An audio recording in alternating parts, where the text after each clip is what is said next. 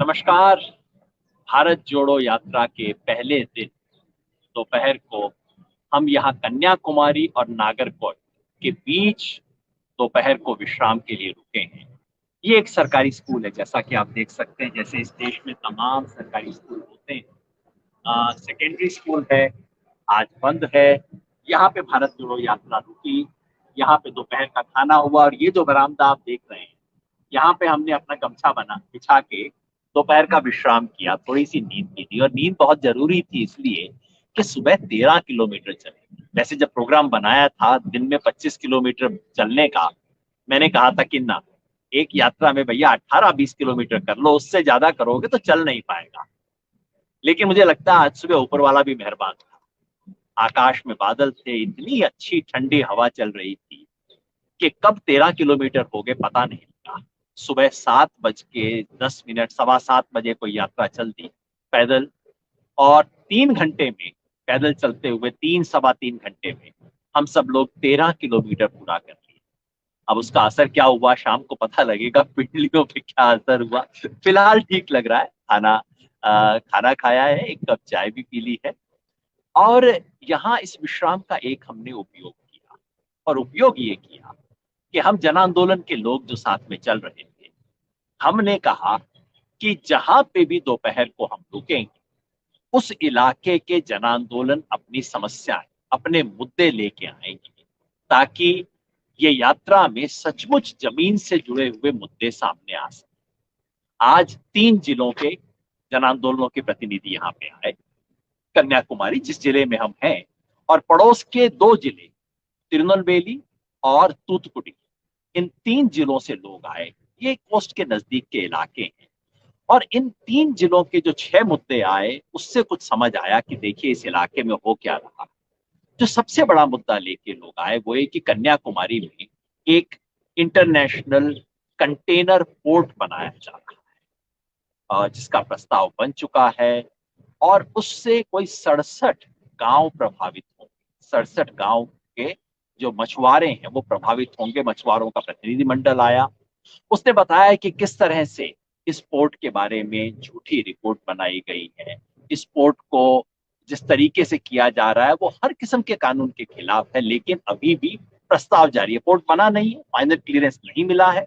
लेकिन इसकी आशंका है कि ये होगा। इसके पीछे बताया जाता है कि बीजेपी के एक एमपी है, पूर्व एमपी, इस वक्त एमपी नहीं है, राधाकृष्णन जी, जो कि पहले मिनिस्टर भी रहे थे।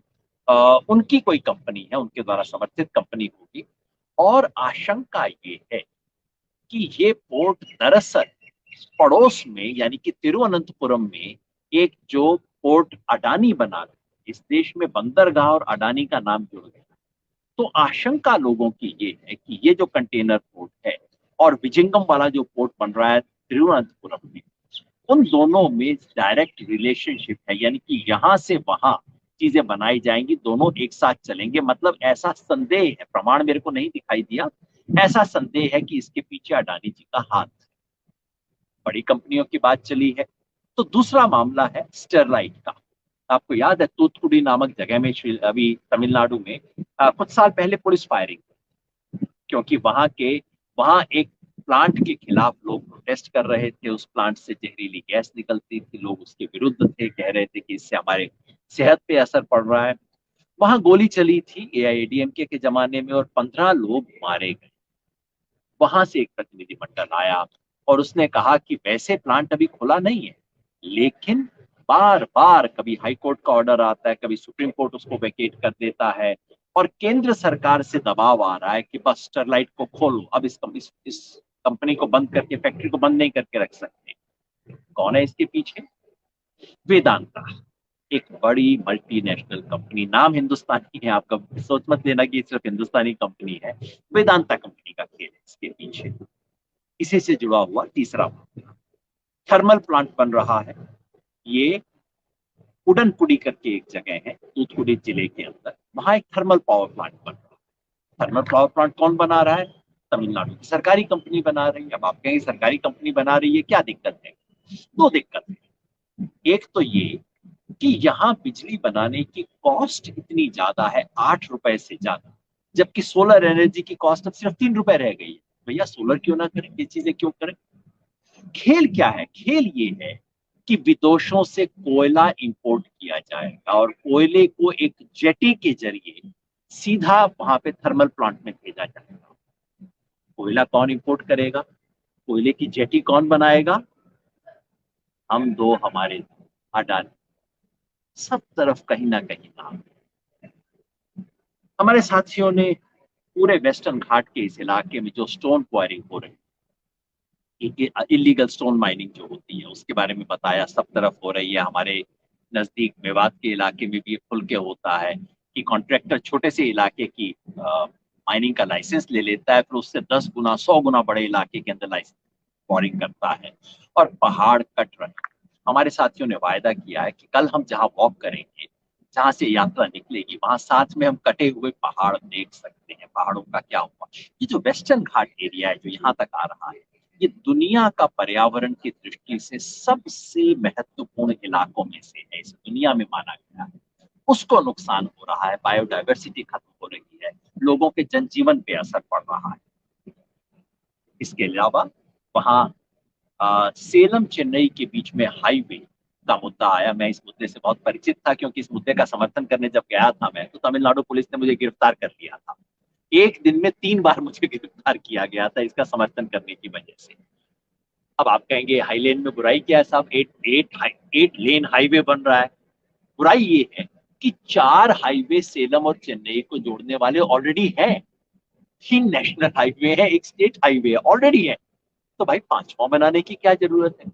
कह रहे हैं ये एकदम डेडिकेटेड फ्रेट कॉरिडोर, मतलब जहां कॉन्ट्रैक्टर का मामला आ जाए, जहां बड़ी पैसे का मामला हो, वहां कोई ना कोई तर्क, कोई ना कोई नई बात सूझी जाती है। इसकी बेहद जरूरत है, जहां जिस चीज को कॉन्ट्रैक्टर को जरूरत है उसकी जरूरत है। कई बार मुझे लगता है ये जो राष्ट्र निर्माण है ना, राष्ट्र निर्माण होता नहीं है, बस ये सड़क निर्माण और बिल्डिंग निर्माण होता है। जहां कॉन्ट्रैक्टर कुछ करना चाहता है वहां निर्माण हो जाता है। वो सवाल हमारे मित्रों ने वहां पे उठाया। और साथ में कुडमकुलम में जो न्यूक्लियर प्लांट बना है, न्यूक्लियर प्लांट बना है देश का, हम कई बार इस पे गर्व लेते हैं, बड़े इसके बारे में बात कहते हैं। वहां के किसान आए थे, वहां के फिशरमैन, वहां के मछुआरे आए थे, और वो बता रहे थे कि कैसे उस प्लांट से जब गर्म पानी रिलीज किया जाता है तो उसकी वजह से वहां मछली पकड़ी नहीं जा सकती, उसकी वजह से कितना नुकसान हो रहा है। और जो न्यूक्लियर वेस्ट है, ये बहुत महत्वपूर्ण सवाल है। न्यूक्लियर वेस्ट जो कि न्यूक्लियर जो एटॉमिक प्लांट से निकलने वाला वेस्ट होता है, वो ऐसा है जो अगले 10-20 साल नहीं, 500-1000 साल तक रहेगा। रेडियो एक्टिविटी खत्म नहीं होती है उसकी। हमने कहा था कि जब प्लांट बना तो बड़ी अच्छी स्कीम बनाई गई थी कि इसके वेस्ट को रूस भेज दिया जाएगा। अरे रूस कौन सा लेने वाला था, वो खत्म हो गया प्रोग्राम। और अब उसको यहीं पे गाड़ने की व्यवस्था कर रहे हैं। लोग परेशान हैं, लोग सोचते हैं इससे बीमारी फैल रही है। उनका कहना था कि इससे कैंसर उस इलाके में बहुत बड़ा है। हालांकि हमने पूछा एविडेंस, तो अभी अभी तक एविडेंस नहीं मिला है उसके। मतलब चारों तरफ जो हमारी बहन मेधा पाटकर कहती है ना, ये विकास नहीं विनाश। कहती है विकास चाहिए, विनाश नहीं चाहिए। पर्यावरण सिर्फ मामला पर्यावरण का नहीं है, ये देश में विकास, और ये मामला सिर्फ इस सरकार का नहीं है। इसमें कई मुद्दे ऐसे थे जो प्रोजेक्ट ऐसे थे जो कि कांग्रेस सरकार के जमाने में शुरू हुए थे। कुडमकुलम जो है बिल्कुल कांग्रेस सरकार का किया हुआ मुद्दा। तो सिर्फ, और मुझे बहुत अच्छा लगा कि मुद्दे सिर्फ एक पार्टी के नहीं उठ रहे, मुद्दे देश के विकास के उठ रहे हैं।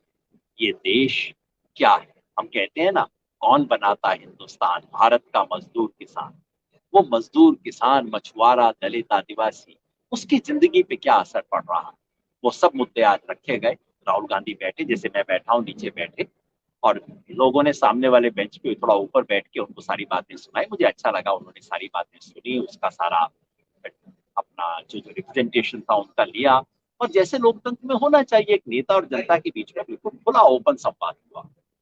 उससे मेरी उम्मीद बनी कि ये यात्रा अगर लोगों के मन को जोड़ सकती, जमीन के मुद्दों को राष्ट्रीय एजेंडा से जोड़ने का काम अगर किया जा सकता है, तो मैं इसे भारत जोड़ूंगा।